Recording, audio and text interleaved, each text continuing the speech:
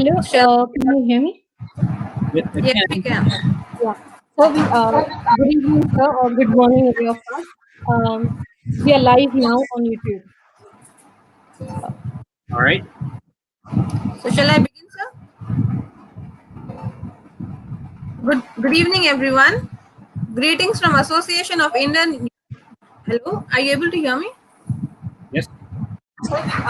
Yeah. Good evening, everyone. Greetings from Association of Indian Research Scholars to one and all present. Today is a special day for Association of Indian Research Scholars, or as we like to call it, AIRS, as we are hosting our 26th webinar on the topic Presidents, Morals and American Foreign Policy, where we will all, which is a great opportunity for all of us, as we will be hearing Professor Knight discuss his latest book, Do Morals Matter? Presidents and Foreign Policy from FDR to Trump, which came out in 2020.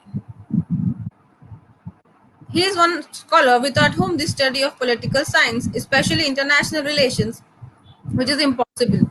We have all grown up reading what constitutes soft power. In fact, I know so many scholars who still use the concept to understand international relations. Just yesterday, a book was launched in India by Shashi Tharoor on how India is not using its soft power enough in its journey towards becoming a world power. So let us all welcome today's speaker, Professor Joseph Nye. Thank you, sir, for joining us today. When we as scholars from the community from India are presented with such an opportunity, it becomes an unforgettable memory. Oh, in my excitement of capturing this significance, it's completely slipped my mind to introduce myself.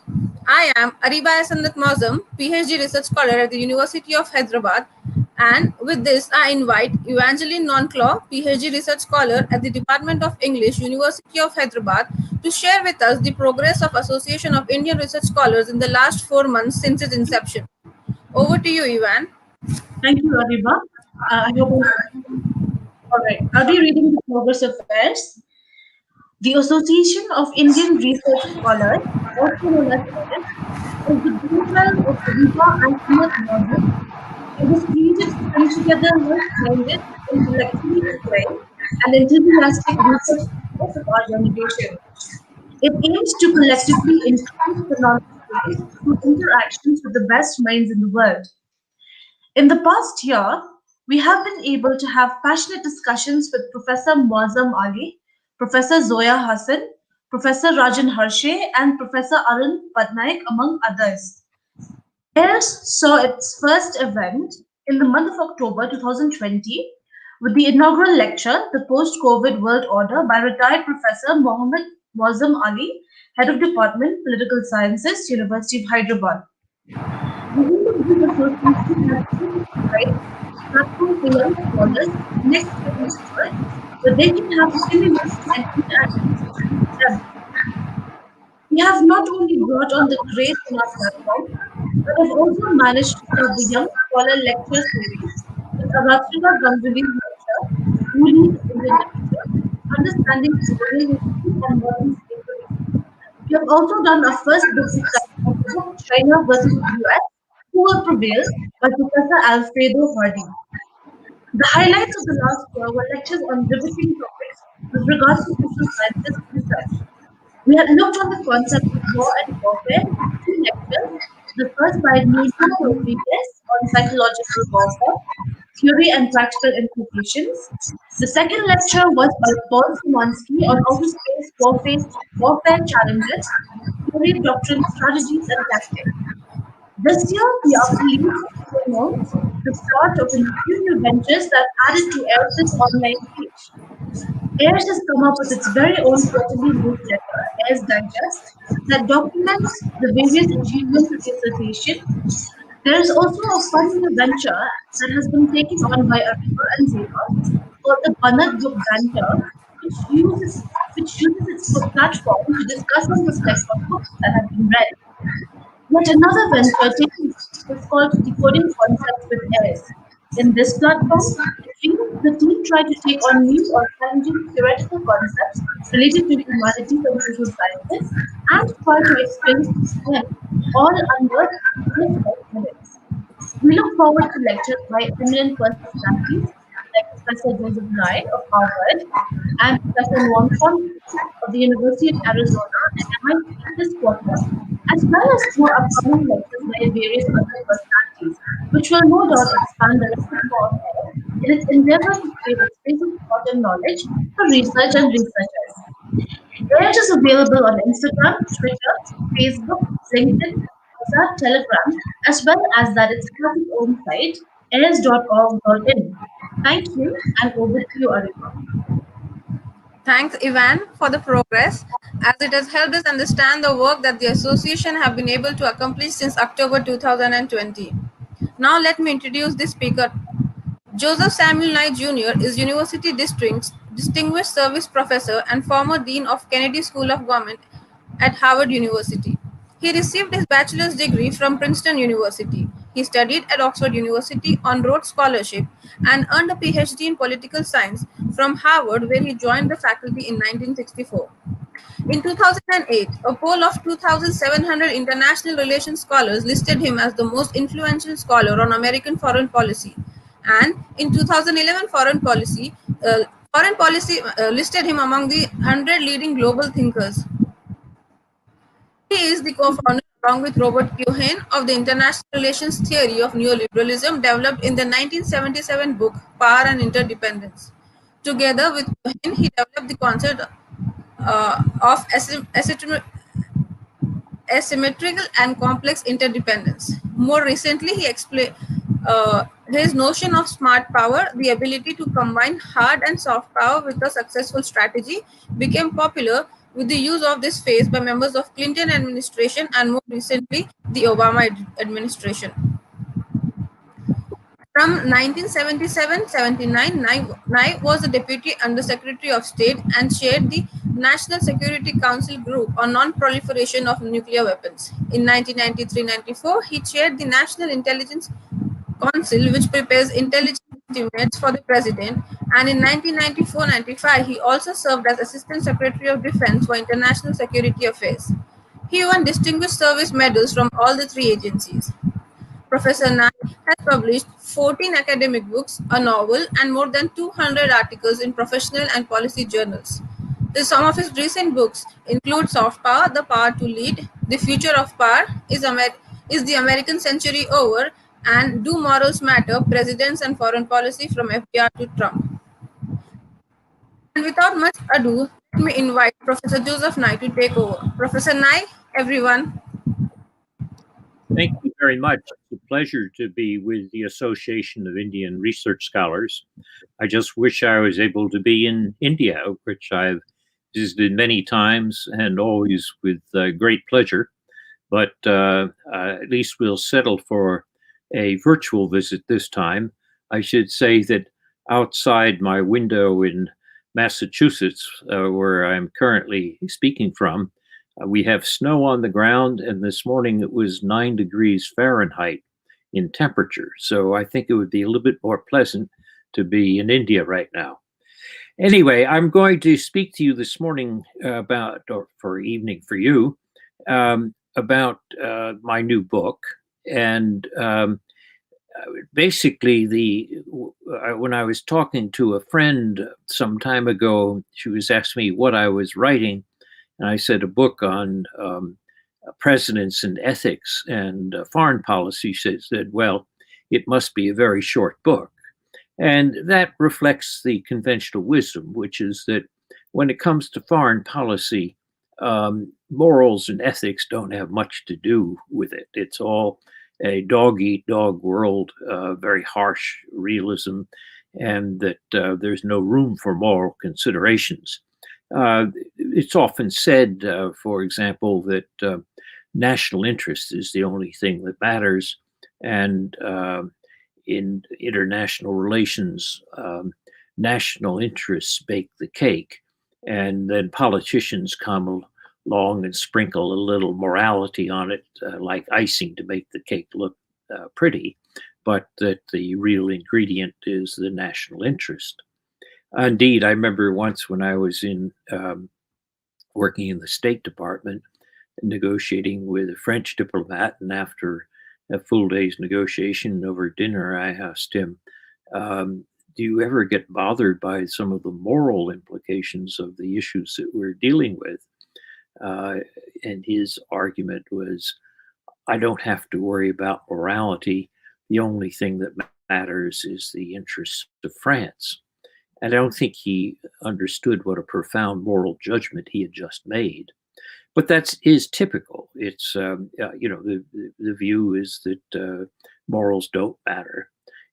Sometimes people will say, well, if you look at any political leader, he has to say what Donald Trump said. Remember, Donald Trump said, America first. And I would expect that Narendra Modi would have to say India first, or Emmanuel Macron would have to say France first. But essentially, this misses the point. Yes, a democratically elected leader has to protect the interests of those who elected him, but there's a big difference of how you define the national interest, whether you define it broadly or narrowly. And that's where morality can come in. Indeed, I try to make the argument in the book that if you have this cynical view that moral issues don't matter at all, at least with regard to American history of the period since 1945, that you're going to get history wrong. I look in detail at the 14 American presidents. I have a little case study of each one in that period. And I show that, in fact, the cynical view that it doesn't matter what the moral views of a president are, it's all determined by objective national interests, is misleading. You'll get history wrong if you take that view.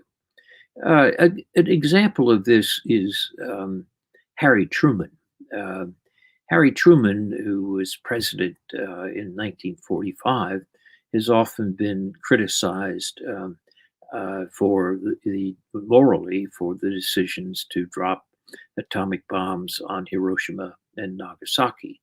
And indeed, when Truman was awarded an honorary degree by Oxford University in 1948, the British philosopher Elizabeth Anscombe refused to attend the ceremony because she thought his actions had been so immoral.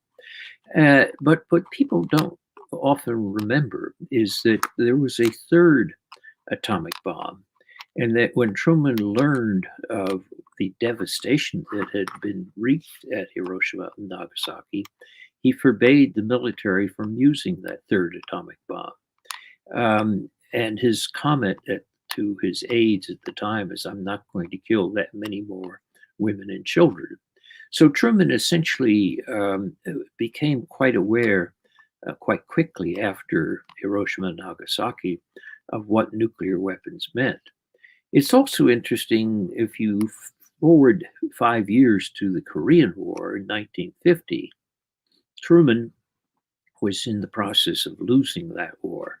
Remember, the North Koreans had crossed the 38th parallel, going in, capturing much of South Korea. The Americans, with a UN resolution, had replied and pushed the North Koreans back up nearly to the Chinese border. At that point, the Chinese crossed the Yalu River and pushed the Americans and the other UN forces back down nearly to the tip of the Korean Peninsula again. In those circumstances, it looked like the war would be lost. General Douglas MacArthur, who was the commander of the UN forces, told Truman that if Truman allowed him to drop 20 atomic bombs on Chinese cities, he could win the war for him. And otherwise, the war would be a stalemate, which is what happened, and it would destroy Truman's presidency. Truman said no. He was not going to kill that many more women and children. No bombing of Chinese cities. What's interesting is the Nobel laureate economist Thomas Schelling said in his Nobel lecture, that decision may have created the nuclear taboo, which may be one of the most important decisions of the 20th century. In Schelling's view, If nuclear weapons had become normal warfighting weapons rather than merely weapons for deterrence, the world today would look much worse than it does. And so, in that sense, Truman's decision to basically prohibit further use of nuclear weapons, except for deterrent purposes, turned out to be extremely important, and it was heavily influenced by his moral views. So, for the cynics who say, it's morals don't matter, that's a case that shows that, in fact, of enormous historical importance, that morals do matter. And I tried to illustrate that with many of the other presidents of the 14 that are in the book. That the cynical view is it gets history wrong. Now, having established one of the two purposes of my book, which is to show historically that morals do matter, that then raises the question: with how should we think about it? How should we make moral judgments? How can we look back at presidents and say whether we thought they had a moral or an immoral foreign policy? And there, I find that the way in which many Americans make these judgments historically is very narrow, very shallow. There's something called American exceptionalism, in which Americans think that somehow America's exceptional nation, which goes back a long ways. I mean, of the Puritans who left England in the 17th century to go and found the Massachusetts Bay Colony, they went because they thought they were worshiping God in a purer way, that they were exceptional in that sense. And this tradition has come down over the years. But Americans are not exceptionally moral. On the contrary, if you look at many aspects of American foreign policy, they're quite the opposite. If you were a Mexican and you looked at the American war with Mexico, in which we took a third of their country, you'd say there's nothing very moral about this at all. So the danger I see when Americans make judgments about whether their president is acting morally or not is a tendency to say, if we did it because we're good, it must be good. Or alternatively, they'll sometimes say, if our intentions are good, then that's all that matters. And intentions is the key factor. That's very shallow moral reasoning. And what I try to do in the book is say, if we're going to make moral judgments about the foreign policy, and we have to because they matter, then we should at least do them in what I call 3 dimensions. So I call for 3D morality, that we should look at 3 aspects of morality as we make such judgments. One is, what were the intentions? The second is, what were the means that were used? And the third is, what were the consequences, and how well was there an assessment of the likely political consequences? And here, I think you get a different way of approaching morality in 3 dimensions. Let me give you an example. George W. Bush 43, as we call him, when he invaded Iraq, said that he was doing it to bring freedom and democracy to the Middle East. His press secretary, Ari Fleischer, said that you had to admire Bush's morality for having such noble intentions. The trouble with that is that even if we grant his intentions as being good, it's not 3-dimensional reasoning. It's not looking at means and consequences.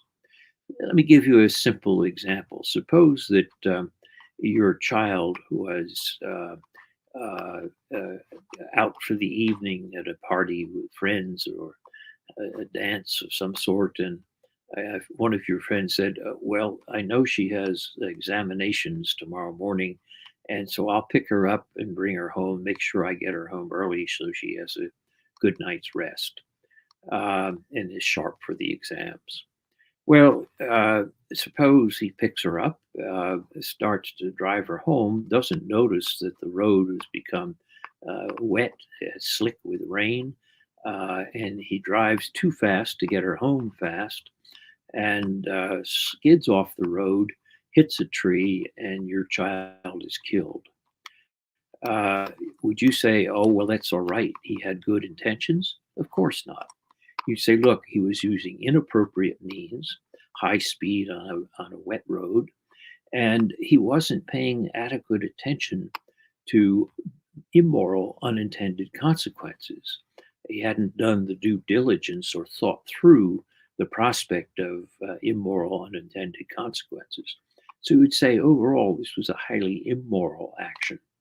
I think you'd apply that same sort of reasoning to the American invasion of Iraq. So Ari Fleischer says Bush's intentions were good, but Bush did not pay adequate attention to the means that were used. He was warned by the State Department and the intelligence community that it was not going to be easy or maybe not even feasible at all to impose democracy on Iraq. And yet he ignored this.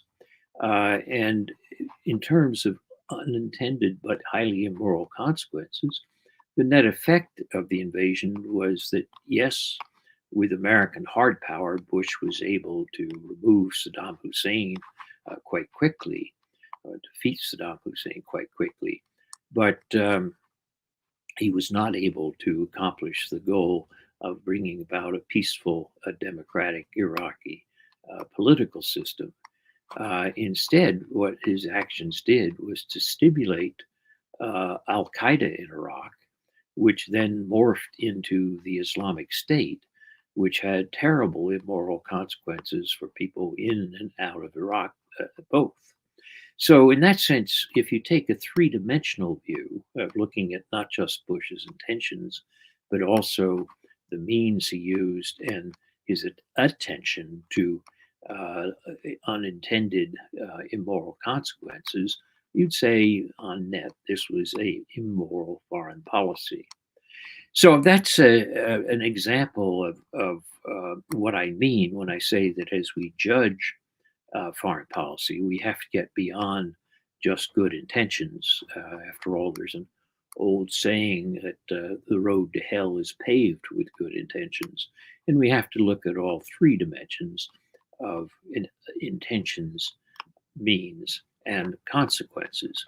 Now, in trying to apply this to American presidents, what I do is develop a little scorecard. So let me give you some of the things that go into the scorecard. If you take the first dimension, the question of intentions, we have to ask questions such as what was the president's moral vision? Did he express attractive values, and did those values determine the actions? Or was did his actions get distorted by his own personal emotional needs?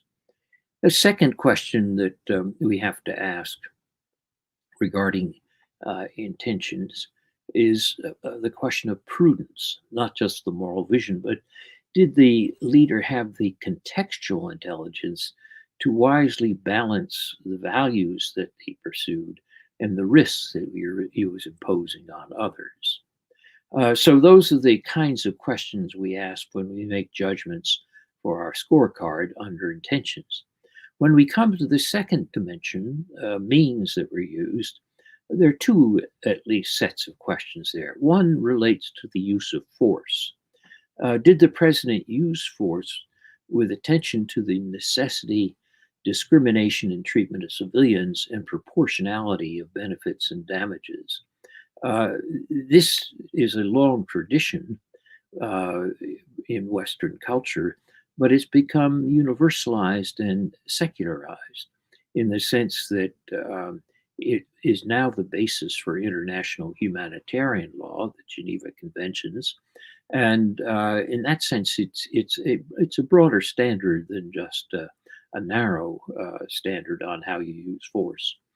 The other type of question we ask about means is liberal questions, which are issues of did the president try to respect and use institutions at home and abroad? And to what extent were the rights of others considered? So those are the issues for the second dimension of means. The third dimension of consequences, there are three questions that I put in the scorecard. First was questions about whether the president was a good trustee. Was he good at pursuing the long-term interests of his country? The second is what you might call cosmopolitan considerations. In addition to the interests of his own people, was he considerate of the interests of other peoples? And did he minimize unnecessary damage to other peoples? And the third set of questions under consequences are what I call educational questions. Did the president respect the truth and build capability? Were facts respected? Did the president try to create and broaden moral discourse at home and abroad? So those are the types of questions that go into my scorecard when I look at issues related to the three dimensions that I think we should use to have good moral reasoning about what's a moral foreign policy. Now, people might object to this and say, well, it all depends on circumstances. And there's some circumstances where you just can't even ask such questions, where there's really no room for morality. And sometimes narrow realists will say international politics is just a question of survival. And when issues of survival are at stake, you can't ask these questions about morality. And there are occasionally circumstances which fit that description. A famous example is 1940, when Winston Churchill was faced with the question of what did you do about the French Navy.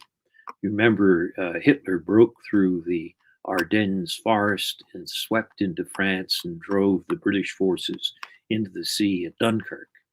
At that point, the issue became, when Hitler had captured France, was he going to get access or control of the French Navy? And Churchill, realizing that if Hitler had the French Navy, that the prospects of the Royal Navy being able to defend the British islands was greatly diminished. And so what he did was bomb his ally France, and he killed 1,300 French sailors. You might say that was a dastardly, immoral thing to do. On the other hand, Churchill's view was, I had no choice. It was a matter of survival of the British people. And if I hadn't done that, we would not have survived. And that's a case of what's sometimes called lifeboat ethics, where it's impossible for two to survive. And therefore, the moral questions are narrowed down to virtually nothing. But the trouble with that example is, that's used very often by realists, is that it assumes that most of international politics is like France in 1940. It's not. Most of international politics has much more room for considerations of values as well as issues of survival. Yes, survival comes first, but survival is often not the key issue on the table on an international political decision. Let me give you an example from recent American foreign policy. When President Trump was asked to respond to the Saudi murder of the Saudi journalist Jamal Khashoggi in the Saudi consulate in Istanbul, where he was strangled and dismembered, a particularly heinous crime, Trump's reaction was, well, it's a tough world out there. You have to get over it. We need Saudi help in the Gulf. We need to sell them arms. They need to sell us oil. There's not much we can do about it. We're not going to do anything. And even the conservative editorial page of the Wall Street Journal said, no, that's not enough. You have to stand up for values. This was not a case of American survival. This is a case where we could say this goes beyond the pale. An action which offends basic values. So it doesn't mean that they were calling for Trump to bomb Saudi Arabia because of the murder of Khashoggi, but Trump could have withdrawn the ambassador. He could have issued a statement from the White House. He could have stopped selling arms to Saudi Arabia for use in the war in Yemen. But he did none of those. He treated the murder of Khashoggi as though it was a matter of survival, similar to France in 1940. And this is not adequate moral reasoning. In other words, it's true that there are circumstances where survival is at stake. Most of international politics and most of issues related to foreign policy don't reach that level, and therefore they involve trade-offs. You're trading off issues of realism and survival and issues of values. What I argue in the book is that it's not that realism is wrong. It's not. It's the right place to start. The problem for many realists is they stop where they start. So realists should essentially start the game, but then after we appraise it properly, we should ask, can we also think of some of those questions that related to liberal issues or cosmopolitan issues, the concerns of other people?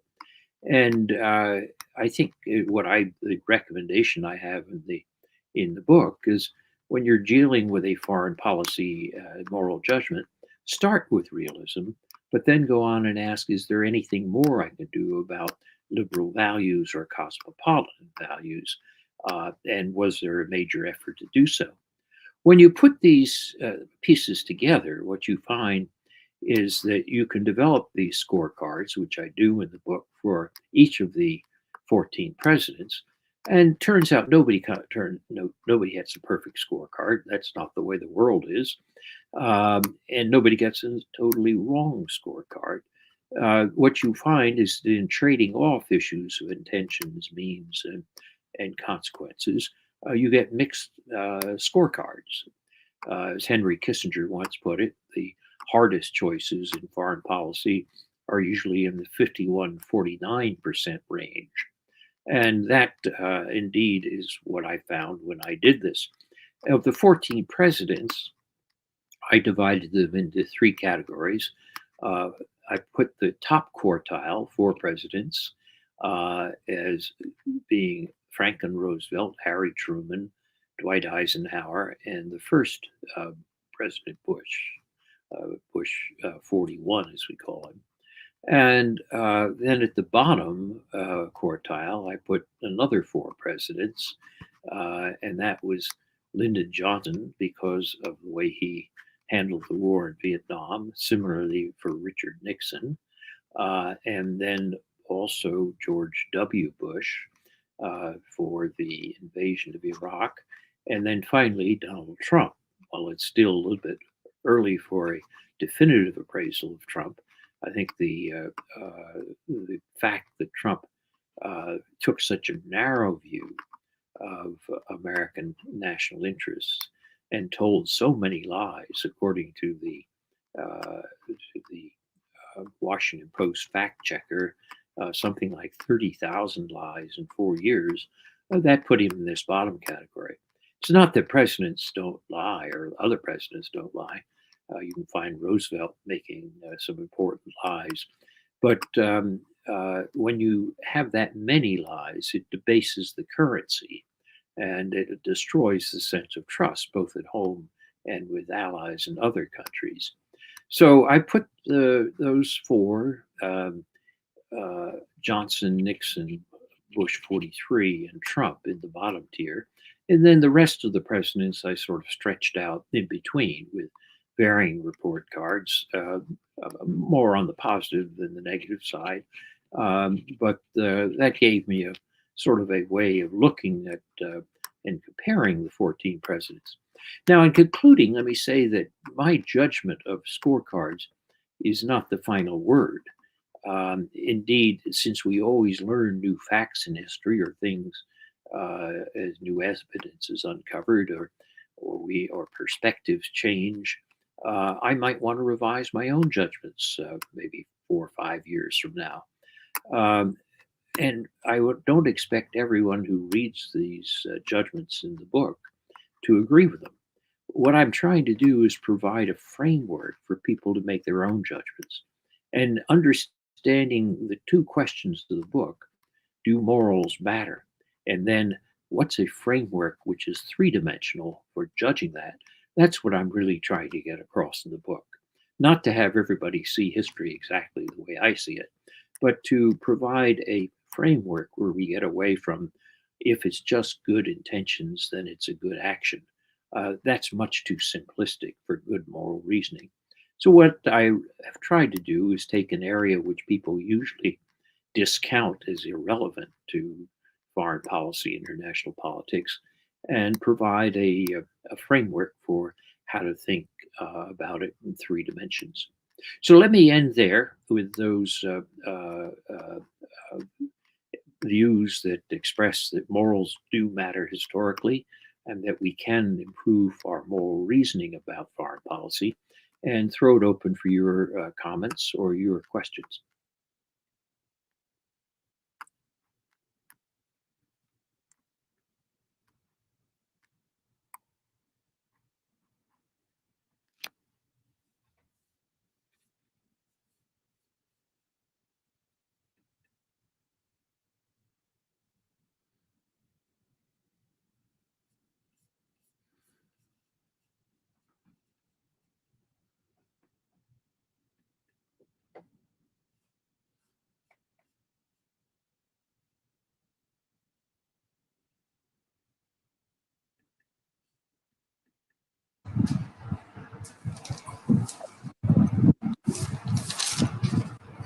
I'm Thank you, writing. sir.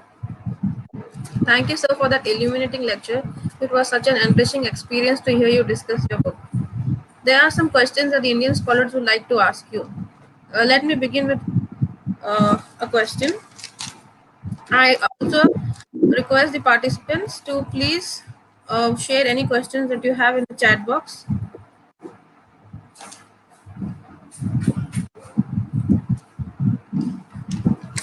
I'll read. So the first question is, thank you, sir, for that illuminating lecture. It was such an interesting experience to hear you discuss your book. There are some questions that the Indian.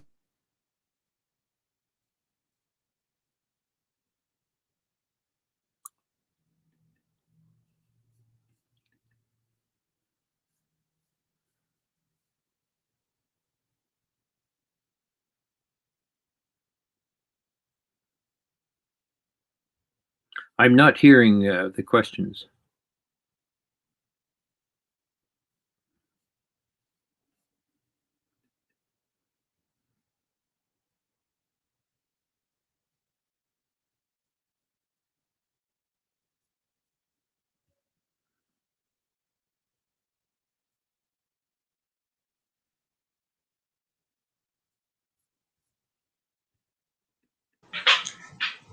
Hello, sir. Can you hear us? No, I can't hear the questions. I can hear you, but I can't hear the questions. I think she lost connection. I'll just we both are in the same house, so I'll just call her on this computer. Give me just a second, sir.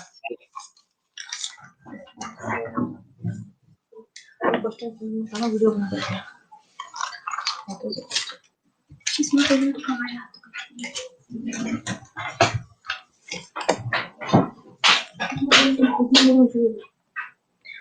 So I'll just read out the first question. All right. If that's okay. The first question that I have is: does the president represent the morals of the nation, or in some circumstances, do they behave in a manner that is contrary to the morals that the nation wishes to represent on the international scene? That's an important question. Presidents often will say that they're representing the nation, but they're doing it in ways which reflect their own personal versions of that. Donald Trump said America first, but he took a very narrow view of America interests. Perhaps a more classic example would be Lyndon Johnson, and compare Johnson with John Kennedy on the issue of Vietnam. Kennedy, many people think, would have gotten out of Vietnam if he'd been reelected in 1964 rather than assassinated. Johnson, however, escalated the war and put in 565,000 American troops. According to McGeorge Bundy, who was the national security advisor to both men, the difference is that Kennedy feared, in his emotional personality, feared being thought of as stupid. Johnson feared being thought of as cowardly. So those emotional needs that Johnson had not to appear as a coward led him to move in a direction the opposite of what Kennedy did. Both presidents, I'm sure, would say they were defending or advancing the national interest, but their emotional intelligence led them to very different directions. Thank you so much, sir. So, as an extension to that question, the very interesting thing that has happened in American politics today is the swearing in of Vice President Kamala Harris. So, the question that I have is that so far, except for President Obama, presidents have been male and white. So, does that make a difference on the kind of morality that America as a nation seems to represent on the international scene, given the fact that there is no a female representation of what morality would be? So, would you say that they would have been a different take and different? We would have gone in different directions, or America would have gone in different directions if there had been more diversity in the kind of presidents that were elected, especially on the international scene. Possibly, yes. I mean, I think what you find is that diversity is very healthy in leadership because it gets more different points of view expressed. And I think in very often the kinds of concerns and considerations that female leaders have are somewhat different, but not totally different from what male leaders have. On the other hand, we shouldn't over exaggerate this. Sometimes people have said if we had more women in top positions, we'd have world peace. But you have to remember that somebody like Golda Meir, or to take an Indian example, Indira Gandhi, were not notably pacific in their attitudes. So I think it's a big improvement to have Kamala Harris as vice president, to have a woman in that position. But we shouldn't exaggerate too much that women are going to bring about world peace. Thank you so much, sir. That was a really good answer to that question. I have a comment here, from Umar Vani. He would like to know how important are the morals for the stability of a nation? For the stability of a region? Stability of a nation. Civility of a nation. Oh, I think they're very important. I mean, very often, particularly in democracies, we have self-images of how we should behave, and when we live up to that attitude of how we behave internationally can affect how we behave domestically. In extreme circumstances, let's say take the period of Vietnam War, the opposition of many people in the United States to the war led to demonstrations and riots and great lack of civility in our domestic political process. And on the other hand, when the American government under Obama helped to send troops to West Africa, American troops to West Africa, to administer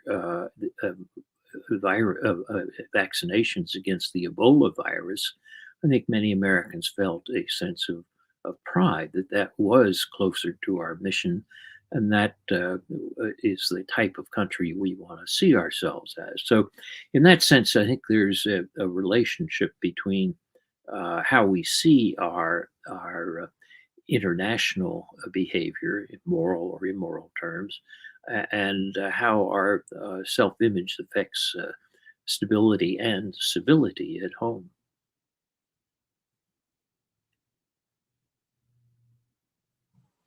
Thank you so much, sir. I have one more question from Shubhangi Jain. She would like to know how can we expect presidents to represent morality given the constant threat to state security? So, does threat and Sorry, how does threat and security have?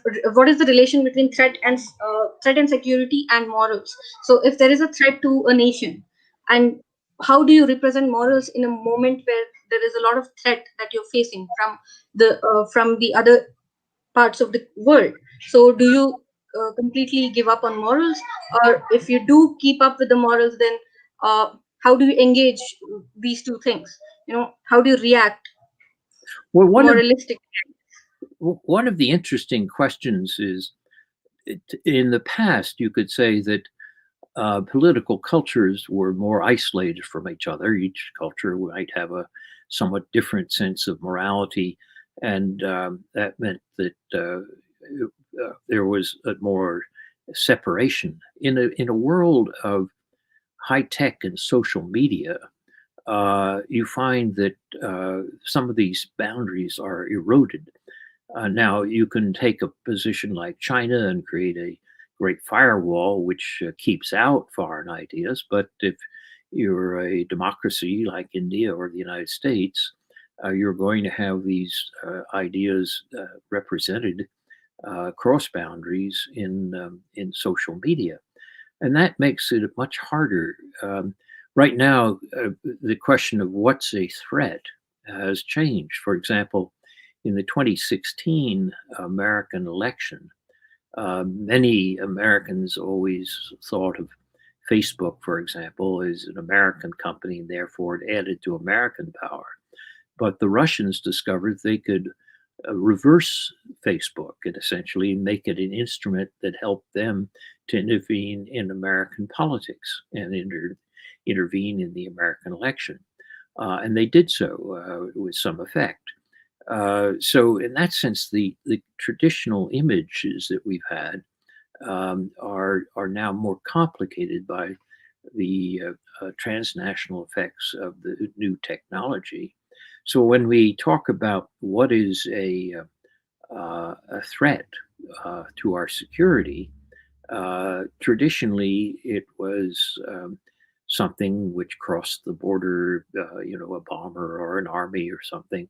Now it can be electrons crossing the border. If we get into the infrastructure, whether it's political infrastructure, as I just mentioned, or the national electrical grid and so forth, it's a totally new type of threat. We're now in the process of debating this in the United States. One of the top priorities of the new Biden administration is going to be how do we deal with cyber threats, and what are the limits? For example, do we interfere with our own views of free speech? Do we try to interfere with others' use of speech inside our society? There are a whole set of new moral issues, which I discuss somewhat in the final chapter of the book. Thank you, sir. We definitely look at the book one, especially the final chapters, as you just stated. Anisa Fatima has a question where she asks, should or can there be an international authority that holds presidents that lie accountable? Added to this, I think I would also like to ask, uh, there is a lot of ambiguity to such an idea that presidents can be held accountable by an international system. But if that is the case, then wouldn't who would be in charge of such a system, and would there be a possibility of, as has been the case in many institutions, especially League of Nations, that we would end up with certain countries dominating the rest of the countries of the world. So, how would you respond to that? Well, it's a very interesting question because with the International Criminal Court, there was an effort to create a supranational judicial body for judging the actions of individuals. Remember, the International Court of Justice, which traces back to the early days of the 20th century, was a place where one state could sue another state. But the idea of having an international prosecutor who can sue or hold accountable sovereignty, that's relatively new. And the question is the world ready for that? I suspect probably not. If you look at how the court has been used so far, it's been mostly to try people from smaller and weaker countries. The largest countries, China, Russia, India, US, China, India, so forth, are not adherents in the sense that they're not willing to adhere to this view that others can judge. So you're left then to say accountability and judgments for the large or the more powerful are likely to be done more through public opinion than through an international court, which is focused on individuals.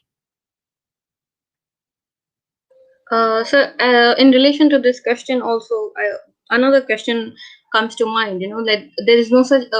Would there be such a thing as universal morals? Well, I think it probably there's never going to be universal morals.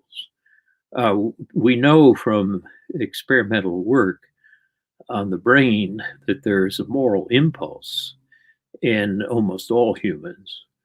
And you can find the parts of the brain that lights up when people are considering moral issues, but it's interpreted differently in different cultures.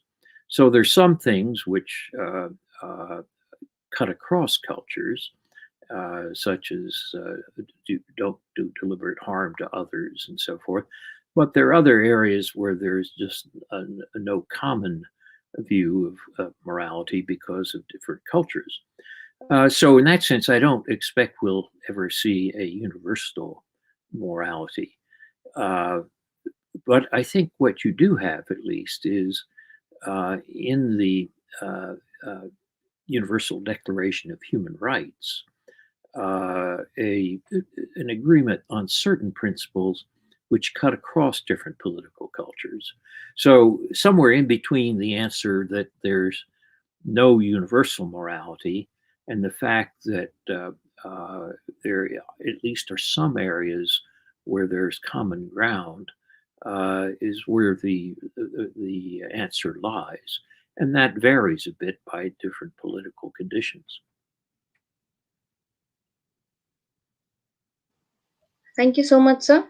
Adil Vani has another question that he's posted up.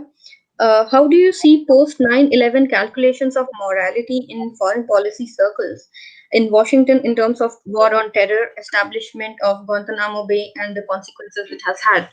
So, how do you look at morality post 9/11? Well, what 9/11 did was create a mentality in the United States of extreme fear. So many people felt that this was like Churchill's decisions in 1940. I mean, there was in the Bush White House, there's fear that another attack was coming at any time. And in those circumstances, what you found was that there was a loosening of moral standards, and there was what they called enhanced interrogation of waterboarding, which has been judged to be torture. There was then holding prisoners like the people who planned 9/11 in Guantanamo Bay, and that raises problems of how do you try them if they are essentially prisoners of war, or should they be tried in civilian courts?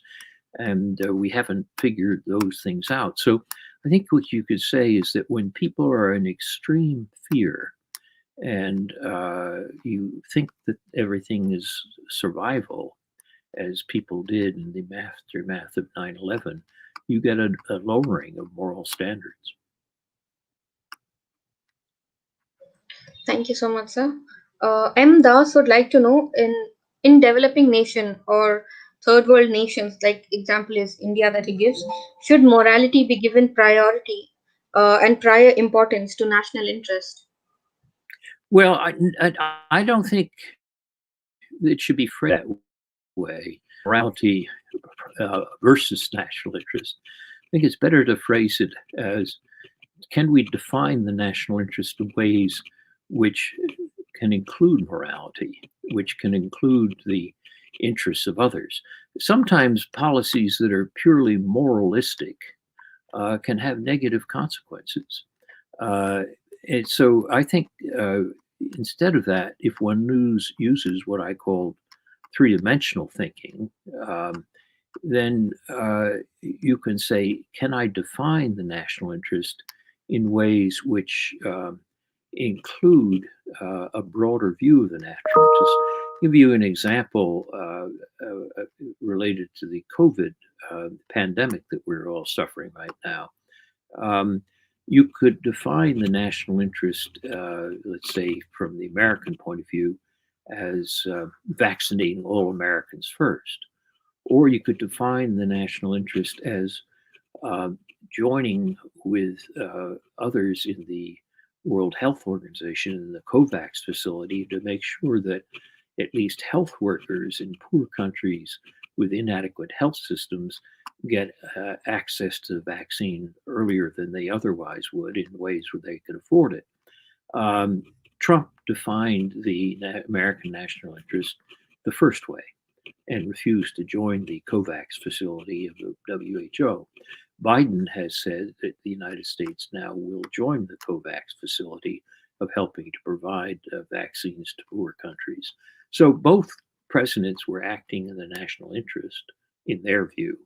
But I would argue that Biden's view is a far more moral interpretation of the national interest than Trump's was. So in relation to Trump, a person, Hiba, wants to know that Jordan Peterson has famously said that Donald Trump was not exactly the worst president that America has had because he had the nuclear codes in his hand and he did not manage to cause any world war. So, would that be a good bar to decide if a president is good or bad? And apart from that, she says that people always joke about how Donald Trump is quote unquote dumb, but then maybe Jordan Peterson at that point says that maybe he was doing things that you and I could not rationalize, but they might in the end help American nation. So how would you respond to such Jordan Peterson's statements about Donald Trump?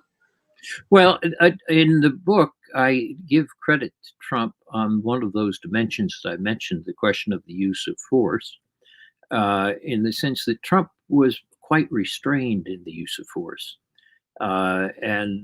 So he didn't talk about democracy, but he was very restrained on intervention with military force. George W. Bush talked about democracy, but was unrestrained on the use of military force. I would argue that on that dimension, the use of force, Trump was better than Bush. So I think in the book, it's one of the areas where, when I do the scorecard for Trump, where he gets some credit. On the other hand, there are things where in making the same scorecard where he didn't pay enough attention to the interests of others. For example, on climate change, withdrawing the United States from the Paris Climate Accords, or on pandemic, withdrawing from a World Health Organization, These were definitions of the national interest, which were, I think, excessively narrow and actually hurt us rather than helped us. So again, as we try to summarize all these into one overall score, you have to say, okay, how do you weight them? Which gets further weight? And I think on Trump, while I appreciated his views on the use of force, it was outweighed by his other actions in the way he defined the national interest. Thank you so much, sir, for that succinct answer. Mr. Nuno Rodriguez from Quixote Global, Spain, would like to ask a question. I would like to ask how social media censorship can shape public perception and modify morality and morals. Well, that's a very important question, which is very much under debate right now, because if you have on social media a tendency toward extremes, and the algorithms do tend to privilege extreme views, you may get the conspiracy theories and which can lead to actions which are immoral. Look at the storming of the U.S. Capitol by people who believe Trump's lies about Biden losing the election. Then, in reaction to that, Twitter took away Trump's account, which meant that he could no longer stir up people that same way. And that's now being very much debated in the U.S., which is somewhere in between the view that you do nothing about the lies on social media, and the view that you that you sort of censor or have a private company censor the president, is an area that's going to be very much debated. There's several bills in the U.S. Congress right now about how we should do this.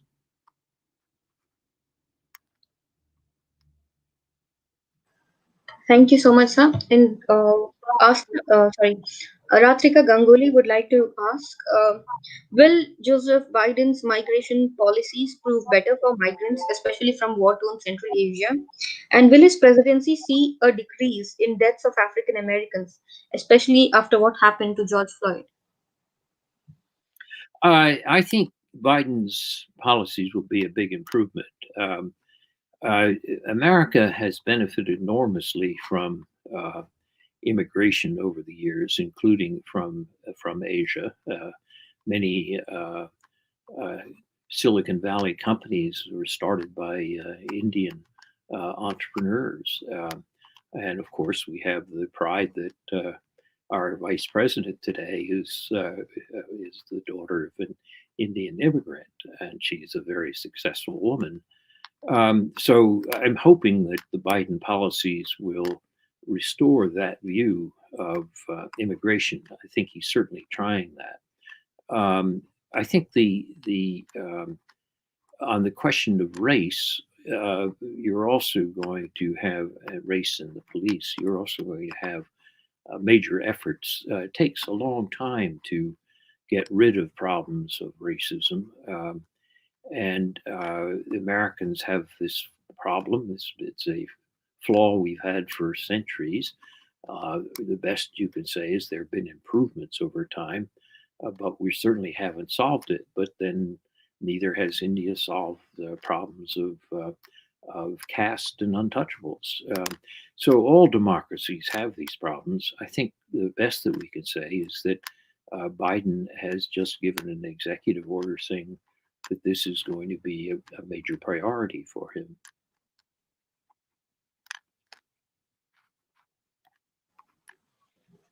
Thank you, sir. I think we have one last question from Umar Vani.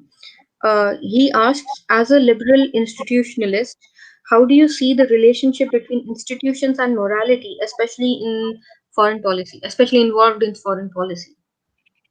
Well, I argue that institutions make a difference. They don't solve all problems, obviously. But they can create what the political scientist Robert Axelrod called the long shadow of the future. If you're playing the game of Prisoner's Dilemma, Axelrod found, if you play it once, you're likely to cheat. But if you know you're going to be playing with this opponent again and again and again, you find the best policy for the long run is what he called tit for tat or reciprocity. When you're involved in institutions, you have the framework for reciprocity. You know that this is going to be a continuing game. And in that sense, I think institutions don't solve all problems, but they can create a framework which allows for a longer run view, a broader view, definition of the national interest, and therefore more morality in foreign policies.